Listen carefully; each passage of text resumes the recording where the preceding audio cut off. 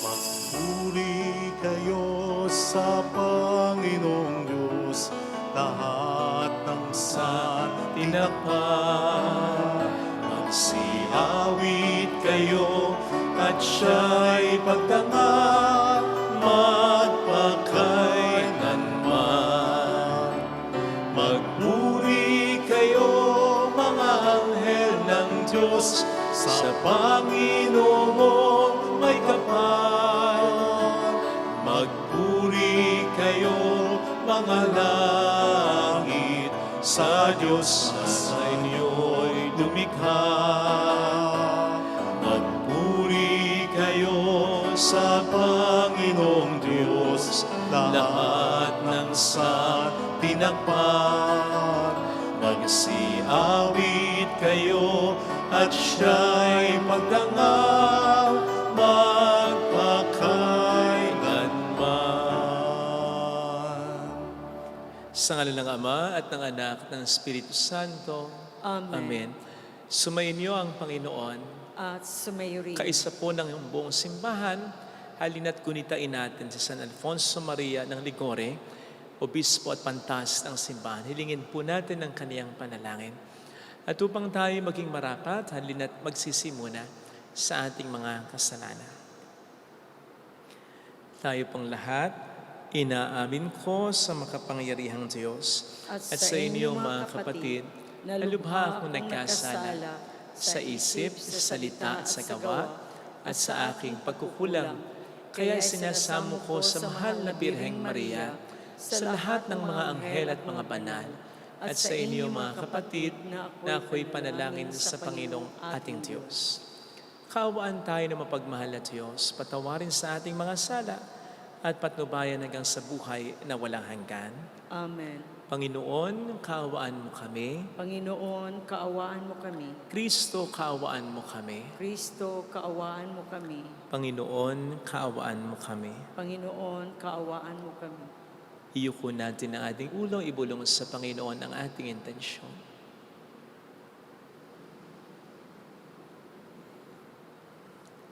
Manalangin tayo.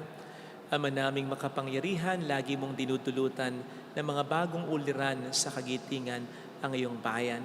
Pagkaloob mo sa diwa ng Obispo San Alfonso Maria, na nagmalasakit sa kapwa, aming matapat na masunod ang kanyang mga yapak upang makamtan namin sa langit ang tinamo niyang kantimpala.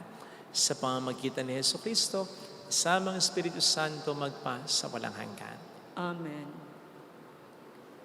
Ang salita ng Diyos mula sa aklat ni Propeta Jeremias. Sinabi sa akin ng Panginoon, magpunta ka sa bahay na magpapalayok at may ipapahayag ako sa iyo.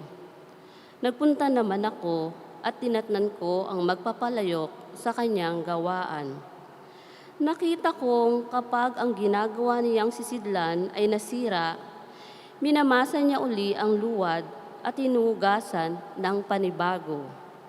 Pagkatapos, sinabi sa akin ng Panginoon, hindi ko ba magagawa sa bayang Israel ang ginawa na magpapalayok sa luwad na iyon? Kayo'y nasa mga kamay ko tulad ng luwad sa kamay ng magpapalayok. Akong Panginoon ang may sabi nito. Ang salita ng Diyos. Salamat sa Diyos. Mapalad ang kinukupkop ng poong Diyos ni Jacob. Mapalad ang kinukupkop ng poong Diyos ni Jacob. O kaluluwa ko, ang Diyos papurihan. Pupurihin siya't aking aawitan. Aking aawitan habang ako'y buhay. Mapalad ang kinukupkop ng poong Diyos ni Jacob. Sa mga panguloy, huwag kang mga hawak, kahit na kaninong di makapagligtas.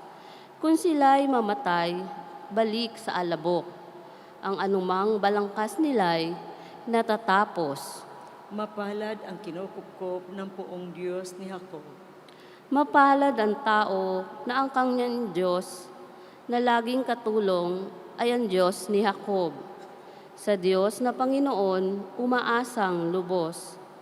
Sa Diyos na lumika niyong kalangitan, ng lupa at dagat, at lahat ng bagay. Mapalad ang kinukupkop ng poong Diyos ni Jacob.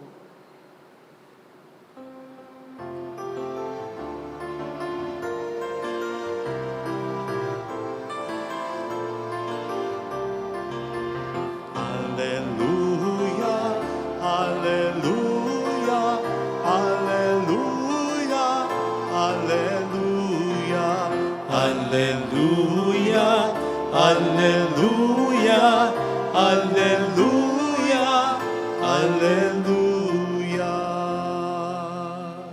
Sumainyo ang Panginoon. At sumayo rin. Ang mabuting balita po ng ating Panginoon ayon kay San Mateo. Papuri sa iyo, Panginoon. Noong panahong yon, sinabi ni Jesus sa mga tao, ang paghahari ng Diyos ay katulad din ng isang malaking lambat na inihagi sa dagat at nakahuli ng sari-saring isda.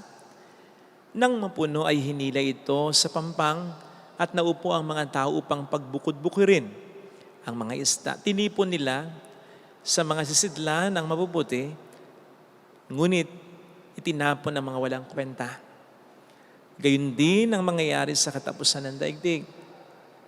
Darating ang mga anghel at ihiwalay ang mga makasalanan sa mga banal at ihahagis sa mga makasalanan sa maningas na pugon. Do'y magnanangis sila at magangalit ang kanilang ngipin. Naunawaan na ba ninyong lahat ng ito? Tanong ni Jesus. Opo, sagot nila. At sinabi niya sa kanila, kaya nga ang bawat eskriba na kumikilala sa paghahari ng Diyos ay tulad ng isang puno ng sambahayan na kumukuha ng mga bagay na bago at luma sa kanyang taguan. Nang masabi na ni Jesus ang mga talinghagang ito, siya'y umalis doon. Mga kapatid, ang mabuting balita po ng ating Panginoon. Pinupuri ka namin, Panginoong Hesukristo. Welcome po sa Our Lady of La Salette, Quasay Parish, kung saan ayos lang umiyak, samahan ka ng mahal na ina sa pag-iyak sa pagdarasal upang maging maayos ang lahat. Narinig po natin sa ating Ebanghelyo ang talinghaga tungkol sa paghahari ng Diyos sa mundong ito. Ito'y parang isang malaking lambat na kapag hinatak na mula sa dagat ay nakakahuli ng iba't ibang klase ng isda. Ay mabubuti, ay masama. Gayon ang paghahari ng Diyos sa mundong ito. Kombinasyon ng mabubuti at masamang tao. Na kung iisipin naman po natin ay pwede rin natin i-apply sa sarili natin mismo. Dahil kung magiging very honest lang tayo, we will realize na kombinasyon o struggle between good and evil ang ating pagkatao. Kaya naman kaugnay nito ay narinig po natin sa ating unang pagbasa naman ang paglalarawan ng Diyos sa sarili niya bilang magpapalayok, mangingilok at tayo bilang luwad or clay na nilililok. Alam natin ang clay or luwad o putik ay pagka-cheap. Bakit? Makikita mo ito sa lahat halos ng panig ng mundo. Ganun ito ka-common. So, cheap. Pero, ang cheap na luwad or clay ay nagkakaroon ng value, ng hugis, ng purpose, ng gamit. Kapag ito'y naililok na, di ba? Ganun tayo. Sabi sa Genesis 2 verse 7, tayo mga alabok lang, pero tayo hinawakan ng Panginoon at hiningahan. Kaya nagkaroon tayo ng forma ng buhay, ng purpose, ng meaning, ng value. Therefore, napakahalaga na tayo manatili sa mga kamay ng Diyos upang mapanatili din ang ating buhay, ang ating value, ang ating meaning and purpose. Ang sabi po dito sa ating unang pagbasa ay nilililok ng manlililok ang clay o ang ginagawang palayok dahil nakitahan niya ng sira. O di ba't ganun po tayo? Meron tayong naging sira, patuloy ang ating pagkakasira sa pagkakasala. But then, we are works in progress. Tayo'y lilinisin at i-repair ng Panginoon sa ating pagkakasira upang matupad ang kanyang magandang balakin para sa atin. At ano nga ba ang finished product or work ng isang manlilok? O di ba palayok na nagagawang sisidlan or lalagyan? Mga kapatid, nasisigurado ko na ang daming mga balak ng Diyos na ilagay sa buhay natin upang maging biyaya din ang ating buhay sa kapwa natin.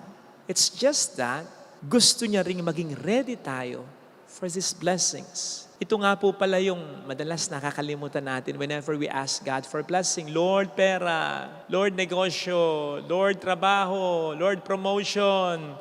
Lord, position. Lord, jowa. Lord, asawa. Without even asking ourselves, are we truly ready for this blessing? Sapagkat we cannot handle some blessings if we are not truly ready for these blessings. May kilala ko, for example, na napakatino, napaka-faithful sa asawa. Pero nang ma-promote sa trabaho, nagkaroon ng malaking kita, nagloko. Nagkaroon ngayon ng bagong pamilya. May mga lingkod bayan tayo na hindi talaga pang lingkod bayan. Nalalagay lang sa pwesto dahil anak ni ganito, sikat sa ganito. Kaya hanggang ngayon, ganito ang ating bayan. May mga workers na bigyan mo ng magandang benepisyo or magandang pakikisama bukod pa sa sweldo, bukod pa sa benepisyo. Later on, aabuso. Later on, magkakabisyo, magluloko. At ang isa sa magiging dahilan pa ng kanilang pag-abuso, pagluloko, ay yung kagandahang loob na binigay mo. Hindi nila nakita kasi hindi sila ready sa ganun eh. Hindi nila kayang i-handle yun eh.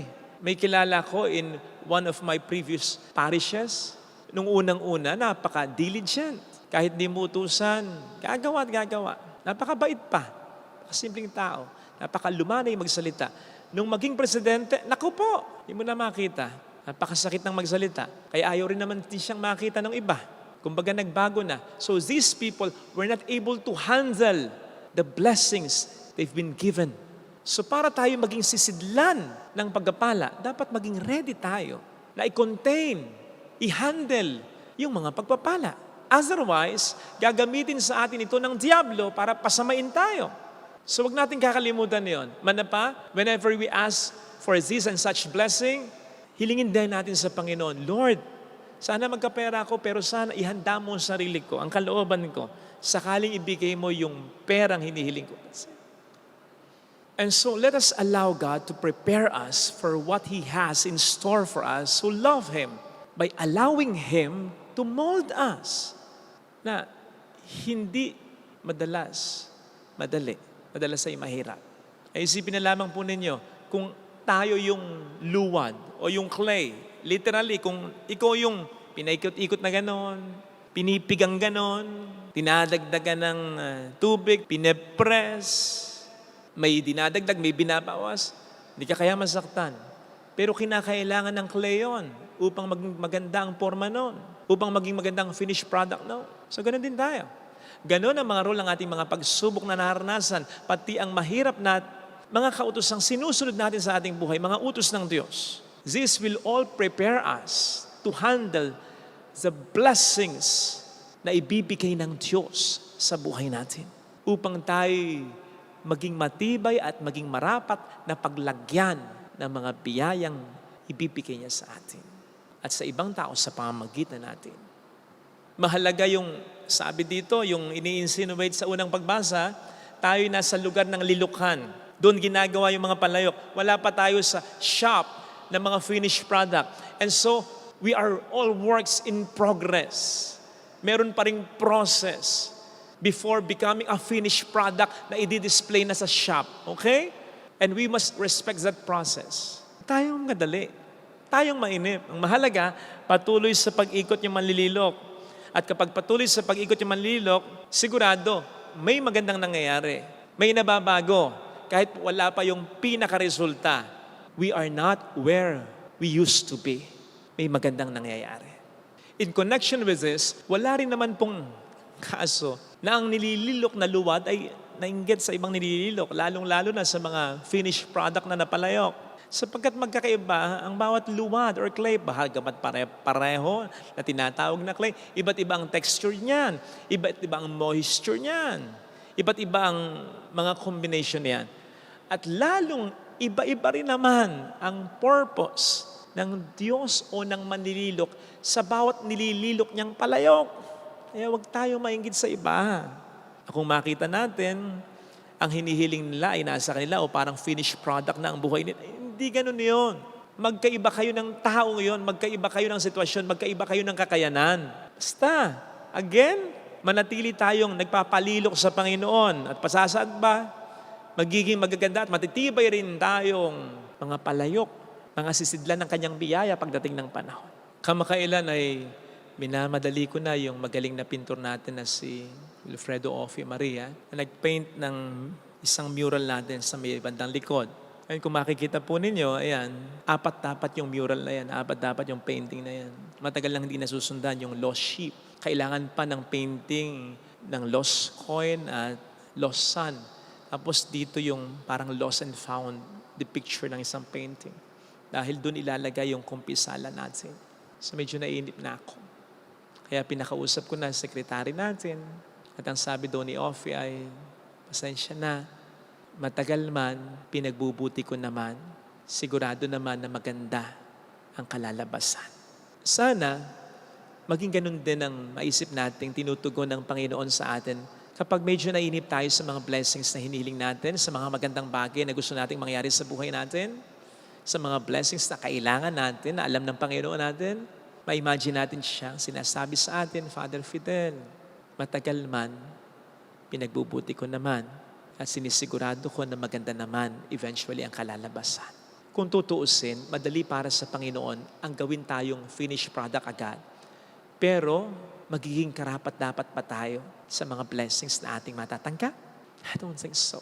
Kaya irespetohin natin yung proseso. Besides, tandaan natin na maraming mga factors na kinukonsider. Hindi lang tayo. Yung environment na ginagalawan natin, yung sistema na kinakapopalooban natin, yung mga tao sa paligid natin, kasama yan sa konsiderasyon ng Panginoon sa pagpoporma, paglililok, pagbibigay ng purpose at meaning and value sa buhay natin. Kaya siguraduhin natin na laging nasa kanyang mga kamay ang buhay natin. Lagi tayong sumusunod sa Kanya, lagi tayong nagpapaubaya sa Kanya. Baka naman, again, hingi tayo ng hingi ng blessing at nagtataka pa ba tayo kung bakit ang tagal-tagal ng mga blessings, kung ang tagal-tagal na magkaroon ng meaning, ng buhay, ng gana, ng hope ang buhay natin. Baka matagal nang wala sa mga kamay ng Diyos ang buhay natin. Baka we are always in the state of sin. We are persisting in sin. Wala nga magandang mangyayari sa buhay natin. Mawawalan ito ng meaning. Kaya nang sabi ko kanina, tayo mga walang kwentang alabok lamang na nagkakabuhay at nagkakaroon ng kahulugan ng buhay dahil ang ating buhay ay nasa kanyang mga kamay. Panatilihin po natin yan na nasa kanyang mga kamay. Amen. Lagay natin ang ating kanang kamay sa tapat ng ating puso.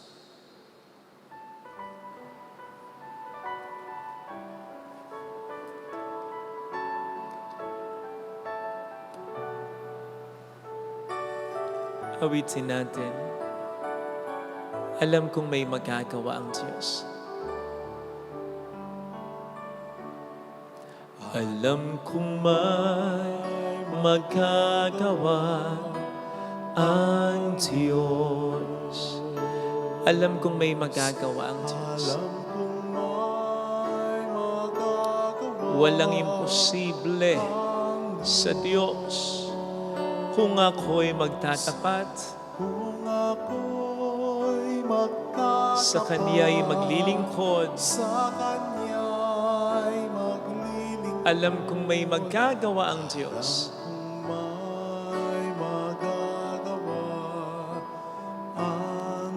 Alam kong di ringgin ng Diyos ang samu ko, sapagkat mahal niya ako.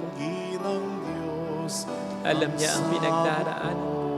Alam kong di ringgin ng Diyos ang samo ko. Alam kong di ringgin ng Alam niya ang Diyos tunay na ang kailangan ko. samo ko. Siyang makapagpapasigla ng buhay ko. Kung ako'y magtatapat, Ako'y magtatapat sa Kaniya'y maglilingkod. sa Kanya'y maglilingkod. Alam kong di ringgin ng Diyos ang samo ko.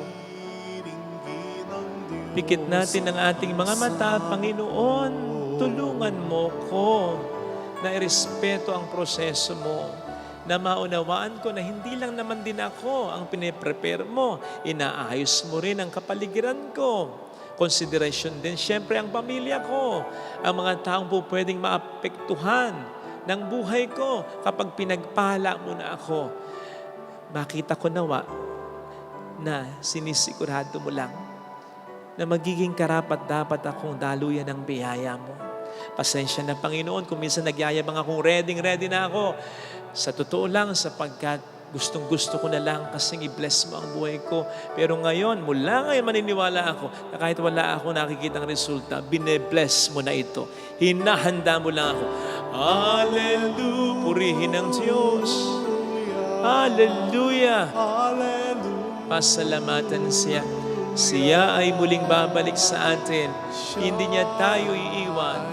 Hindi niya tayo pababayaan. Paniwalaan natin yan. Hallelujah!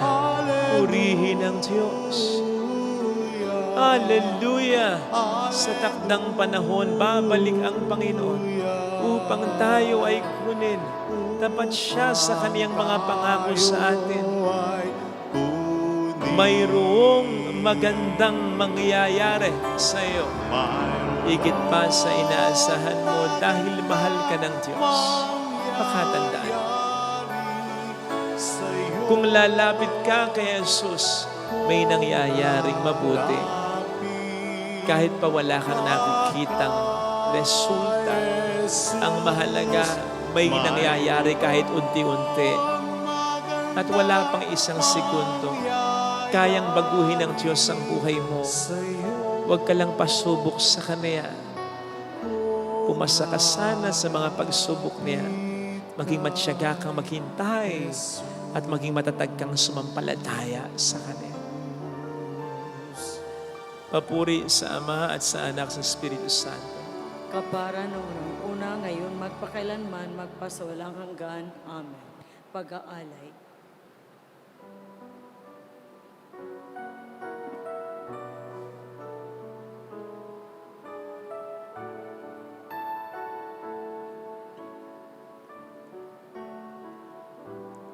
Sa iyong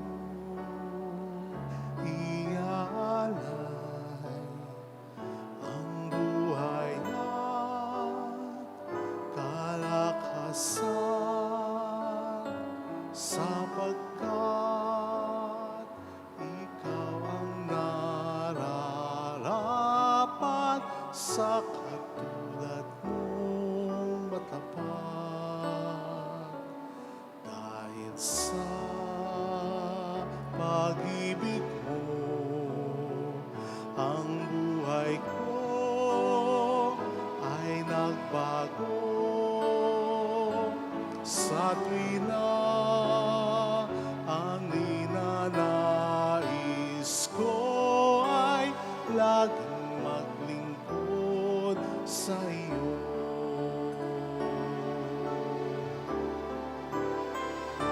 Sumasamba, sumasamo, naghahandog sa ngalan mo,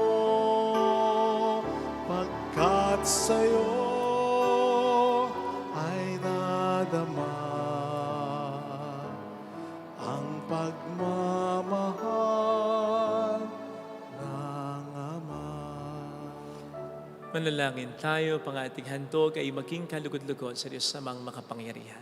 Tanggapin nawa ng Panginoon itong paghahain sa iyong mga kamay, sa kapurihan niya at karangalan sa ating kapakinabangan at sa buong sambayanan niyang banal.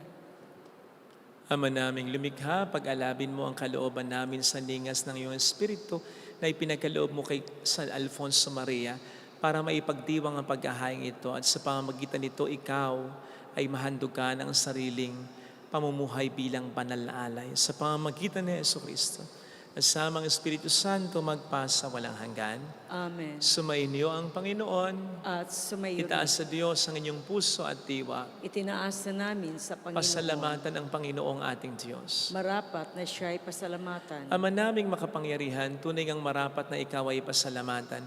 Ngayon kinagagalak naming may mga banal na tao na nagtalaga ng sarili sa anak mong si Heso Kristo upang ipamalas nila ang pag-ahari mo at maakit ang kapwa na manalig sa iyo. Ngayon sa amin binibigay ng iyong anak na minamahal ang kabanalang iyong taglay at hangad mong kamtin ng tanan. Ito ang pinanggagalingang amin ngayon nililingon. Dito mo rin nais na kami makarating at tumantong. Kaya kaisa ng mga anghel na nagsisiawit ng papuri sa iyo ng walang humpay sa kalangitan, kami nagbubunyi sa iyong kadakilaan.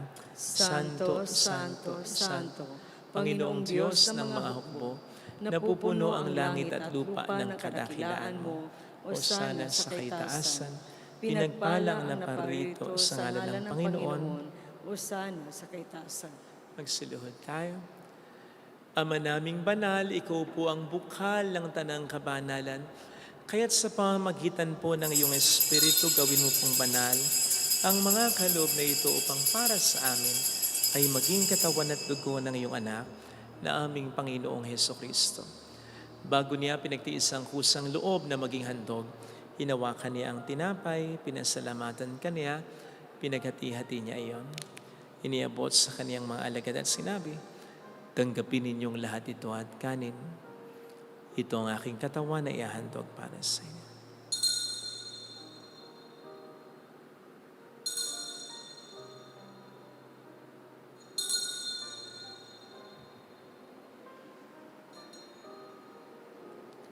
Gayun din naman nang matapos ang hapunan, hinawakan niya ang kalis. Uli kaniyang pinasalamatan. Iniabot niya ang kalis sa kaniyang mga alagad at sinabi, tanggapin ninyong lahat ito at inumin. Ito ang kalis ng aking dugo ng bago at walang hanggang tipan. Ang aking dugo na ibubuhos para sa inyo at para sa lahat sa ikapagpatawad ng mga kasalanan. Gawin niyo ito sa pag-alala sa akin.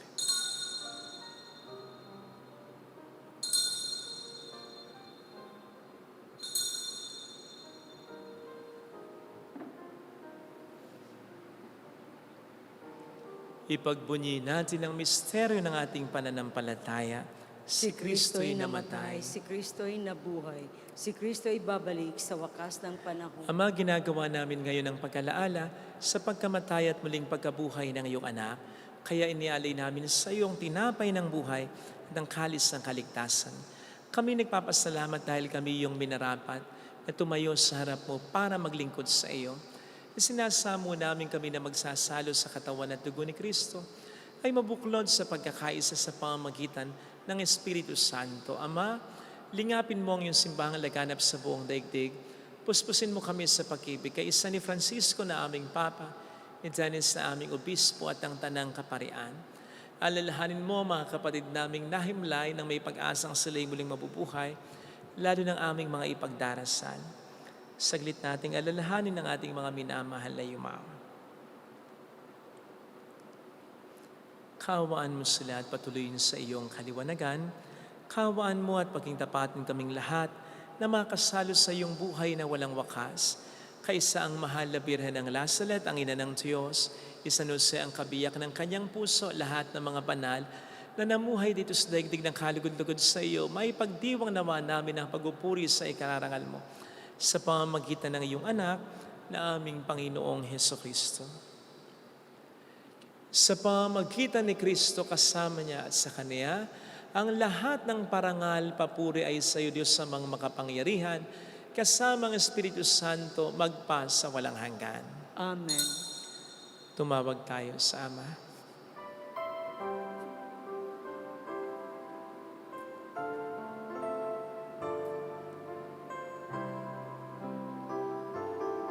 Ama namin, sumasalangit ka, sambahin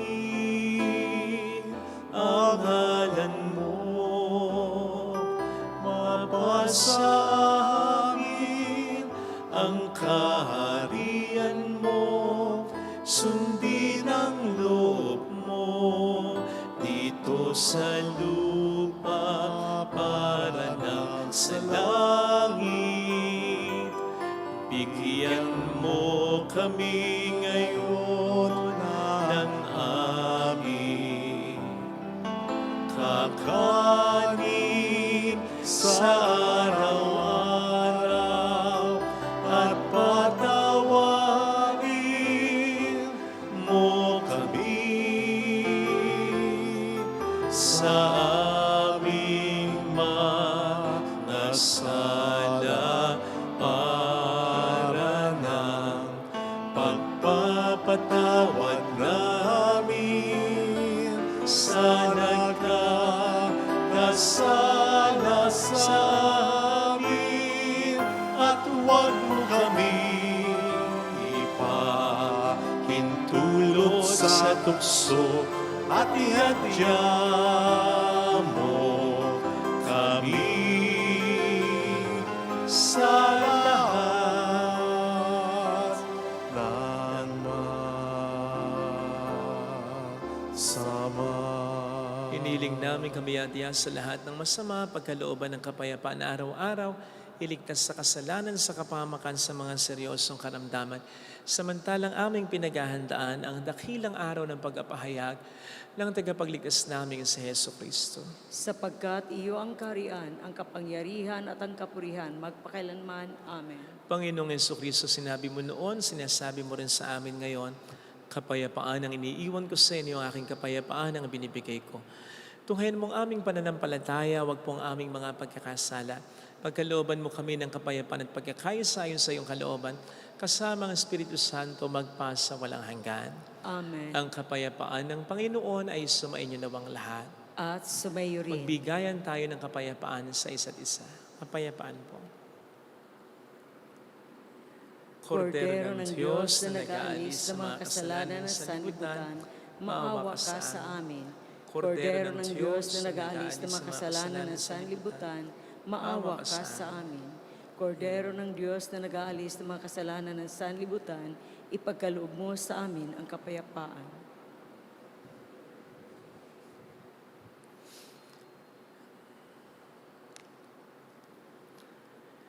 Narito sa harap natin ng Panginoon ang ating buhay at kaligtasan.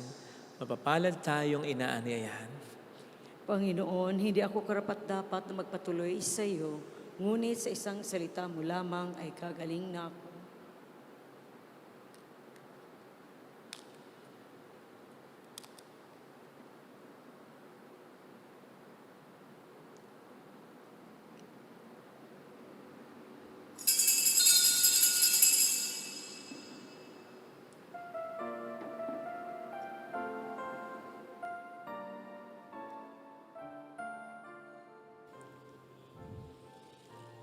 Panalangin para sa espiritual na pakikinabang. Panginoong Hesus, ako ay naniniwala na ikaw ay nasa kabanal-banalang sakramento. Iniibig kita ng higit sa lahat at ninanasa kong tanggapin ka sa aking kaluluwa. Sapagkat sa mga sandaling ito, hindi kita matatanggap sa sakramento. Tumuloy ka sa espiritu sa aking puso. Niyayakap kita na parabang naririto ka na. Inaalay ko ng buong buo ang aking sarili sa iyo. Huwag mong hayaang mawalay ako sa iyo. Amen.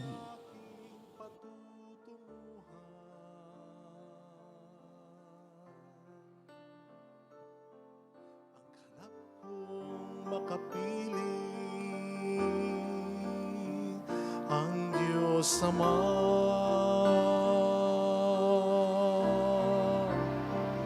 tayo'y kay Kristo, mabuhay man o mamatay, pagkat niyakap niya ang sangkatauhan, kamatayan nagiging buhay, kung sa Kanya tayo'y nakasalalay. Christi sumus, tayo'y kay Kristo,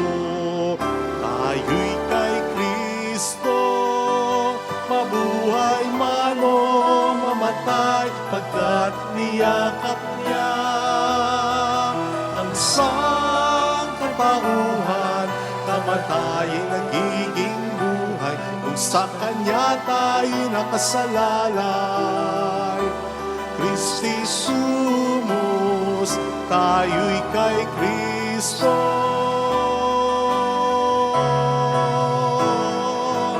Kamatayan nagiging buhay, kung sa Kanya tayo nakasalalay. Christi sumus,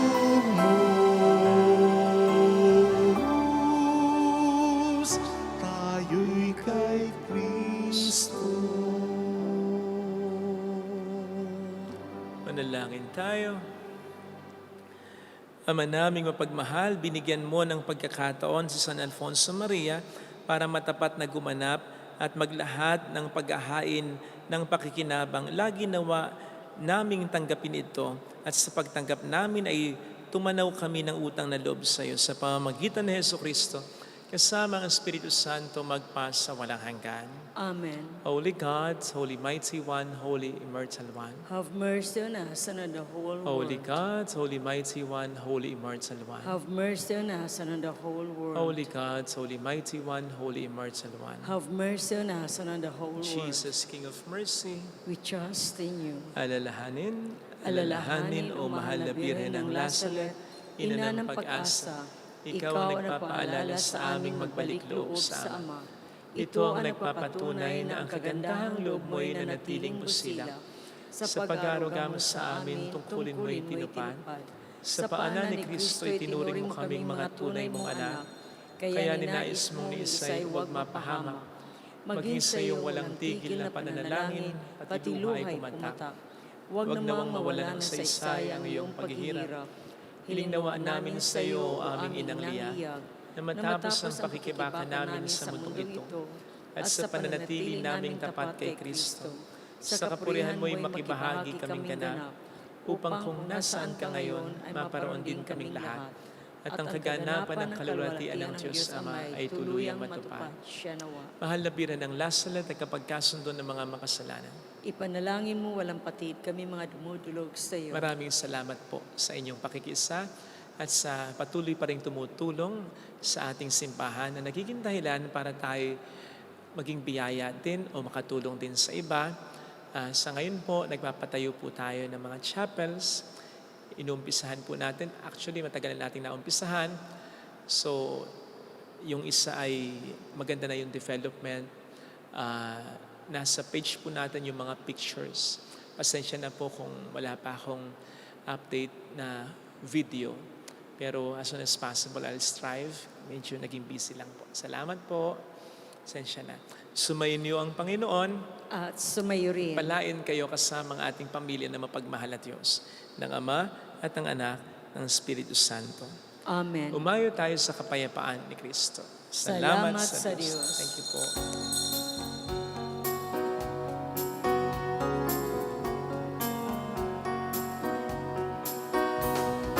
On this day, O Mother of our Lord, we sing you praise for lighting up our way. Your tears did soften up the hearts of men, and they still do today. May our love for you bring comfort in your pain. On this day, O Mother of our Lord, we sing you praise for lighting up our way. Your tears did soften up the hearts of men, and they still do today.